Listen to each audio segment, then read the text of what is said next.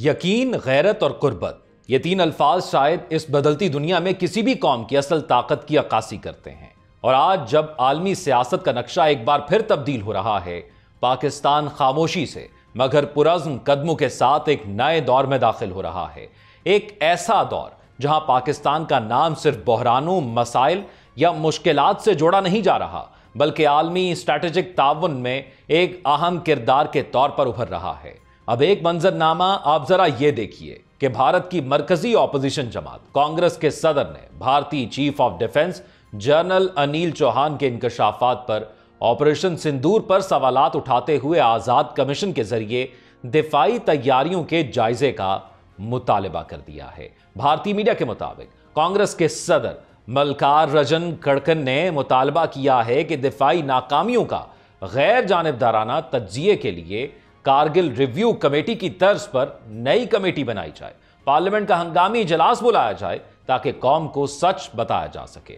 भारतीय मीडिया के मुताबिक कांग्रेस के सदर ने मुतालबा किया कि दिफाई नाकामियों का गैर जानिबदाराना तज्जिये के लिए कारगिल रिव्यू कमेटी की तर्ज पर यह कमेटी बनेगी, तभी यह मामला आगे जाएगा। गुज़िश्ता चंद दहाइयों में शायद ही किसी ने सोचा होगा कि इस तमाम सूरत हाल के हवाले से पाकिस्तान और भारत के दरमियान, जो कि एक जंग बहुत अरसे से मीडिया के वॉरफेयर पर चल रही थी, जब वो अमली शक्ल के अंदर आएगी तो उसमें पाकिस्तान इस बुरे तरीके से भारत को शिकस्त देगा कि ना सिर्फ वहां का मीडिया खामोश हो जाएगा, बल्कि उसके साथ साथ नरेंद्र मोदी भी पूरी दुनिया के अंदर और भारत के अंदर भी जलील और रुस्वा होगा। अब इसमें पाकिस्तान के दोस्तों ने जो किरदार अदा किया, उसमें से अहम दोस्त जो चीन है, उसका किरदार अभी यहां पर रुका नहीं है। अब चीन की जानिब से पाकिस्तान के मौक़िफ़ की जो तायीद की गई है कि कश्मीर बनेगा पाकिस्तान, यह अब सबसे अहम चीज है, क्योंकि अभी मामला शुरू हुआ है। कश्मीर का मामला जो हम बार बार कहते थे कि दबाया जा रहा है, भारत ने यह मौका फराहम किया कि पूरी दुनिया के अंदर अब वो डिस्कस हो रहा है। इसी हवाले से एक IOMED नाम की ऑर्गेनाइजेशन बनाई गई है चाइना की जानिब से, जिसका पाकिस्तान भी मेंबर बना। हांगकांग के अंदर उसका दफ्तर बनाया गया है। अब ये इंटरनेशनल ऑर्गेनाइजेशन मीडिएशन के हवाले से जो बनाई गई है, ये इंटरनेशनल कोर्ट ऑफ जस्टिस के मद्दे मुकाबिल बनाई गई है। यानी जो केसेस यहां के कश्मीर की हम जब बात करते हैं या गजा की बात करते हैं और आलमी अदालतों में ये केसेस लेकर जाते हैं या UN जैसे इदारतों के अंदर केसेस लेकर जाते हैं, तो वहां पर जाकर इनकी सुनवाई नहीं होती। तो अब चाइना ने US के मुकाबले में या इंटरनेशनल कोर्ट्स के मुकाबले में एक ऐसी ऑर्गेनाइजेशन बना दी है जिसके तकरीबन 32 से ज्यादा ममालिक अब हिस्सा बन चुके हैं। दुनिया एक नए ब्लॉक की तरफ बढ़ रही है और हमारे लिए खुशी की बात यह है कि हम इस ब्लॉक की सबसे अव्वल सफ के अंदर खड़े हैं। मामला यहीं पर खत्म नहीं होता।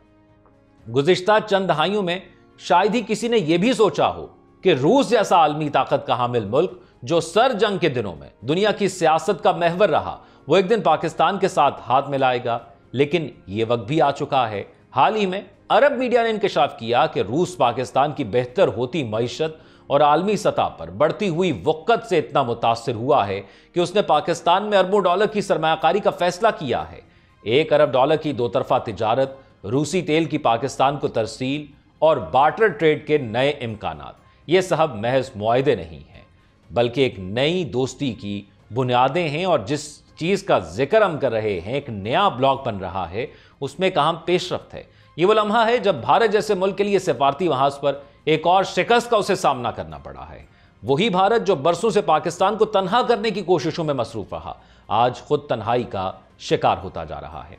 आप जरा तसव्वुर कीजिए, कराची में पाकिस्तान स्टील मिल्स का वो इलाका जहां कभी खामोशी छाई रहती थी, अब वहां रूसी इंजीनियर्स और पाकिस्तानी माहिरीन कंधे से कंधा मिलाकर एक जदीद प्लांट की बुनियाद रख रहे हैं।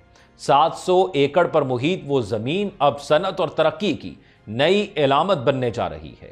इस मंसूबे का एक पहलू यह है कि रूसी टेक्नोलॉजी के बायस पाकिस्तान को खाम तेल की नकलो हमल में खातर खा बचत होगी, जबकि पाकिस्तान स्टील की दरामदाद में 30% कमी आएगी। सिर्फ यही नहीं, $2.6 अरब की बचत भी होगी और अरबों रुपए जो कौम की तरक्की पर लाए जा सकते हैं, वो भी पाकिस्तान के अंदर आएंगे। उधर भारत जो खुद को खित्ते की सुपर पावर समझता है, वो आज सोशल मीडिया पर अपने कावरी जेट इंजन के लिए आवाम से चंदा मांग रहा है। यह कोई फिल्मी मजाक नहीं बल्कि हकीकत है कि भारत के शहरी दिफाई माहिरीन और हवाबाजी के शौकीन अफराद वजीर आजम नरेंद्र मोदी से अपील कर रहे हैं कि वो इस मंसूबे को अहमियत दें।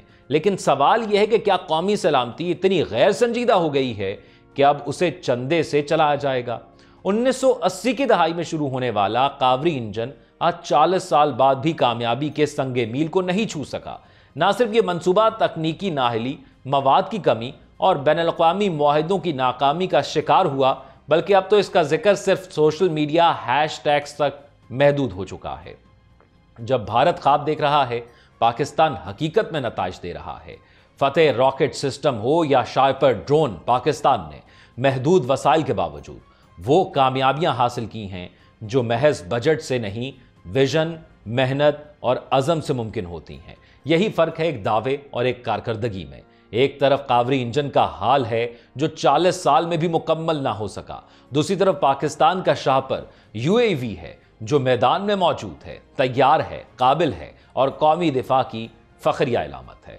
अब बात करते हैं उस लम्हे की जब भारत का अपना chief of defence staff general Anil Chauhan ये मानने पर मजबूर हो गया कि हालिया झड़पों में पाक फजाइया ने भारतीय तैयारे मार गिराए थे।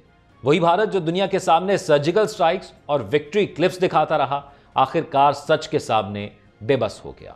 और भारत ऐसे नहीं माना, क्योंकि राफेल की बनाने वाली कंपनी की जानिब से कहा गया था, बार बार भारत को कहा गया कि हम माना चाहते हैं, आखिर राफेल की कंडीशन देखना चाहते हैं।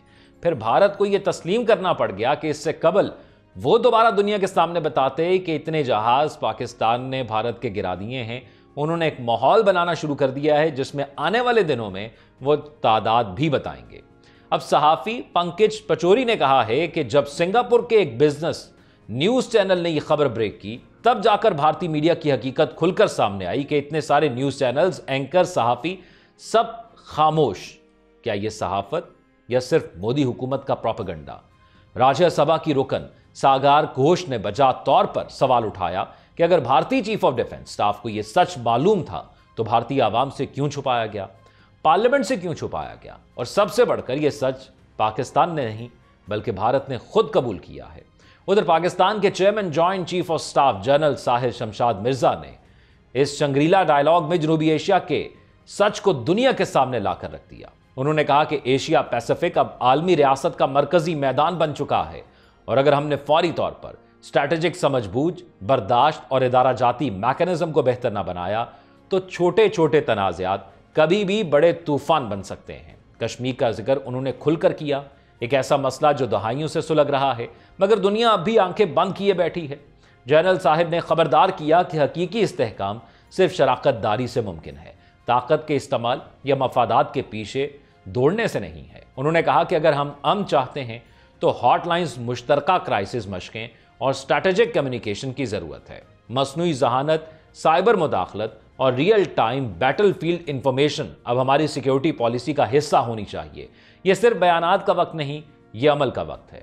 पाकिस्तान खामोशी से वो मकाम हासिल कर रहा है जिसका ख्वाब बरसों से देखा जा रहा था और इसमें कोई एक पॉलिटिकल लीडर नुमाया नहीं है बल्कि सबकी अपनी अपनी काविश थी। जैसे हमने जब एटमी हथियार बनाए तो मुख्तलिफ अदवार में से गुजरते हुए हर पॉलिटिकल लीडर ने अपना अपना किरदार इसमें अदा किया, फिर हमने ये कामयाबी समेटी।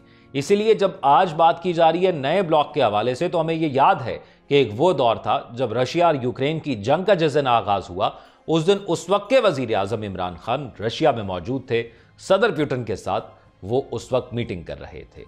तो पाकिस्तान जब इस नए ब्लॉक की तरफ जा रहा है तो ये कौमी पॉलिसी है और कौमी पॉलिसी कोई एक हुकूमत डिसाइड नहीं करती बल्कि इसको जब डिसाइड किया जाता है तो तमाम हुकूमतें उसको फॉलो करती हैं। रूस, चीन और वस्ती एशिया सबके साथ बेहतर ताल्लुकात, कामयाब मौशी पॉलिसीज, मकामी सतह पर जदीद असलहा साजी और बैनुल-अक़वामी सतह पर इज्जत अफजाई। दूसरी तरफ भारत हैशटैग्स में उलझ चुका है।